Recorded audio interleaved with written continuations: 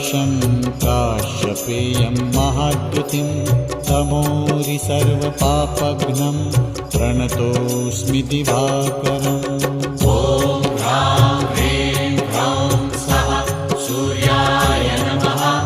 ॐ ह्रां ह्रीं ह्रौं सः सूर्याय नमः। जपाकुसुमसङ्काशं काश्यपेयं महाद्युतिं तमोरि सर्वपापघ्नं प्रणतोऽस्मि दिवाकरम्।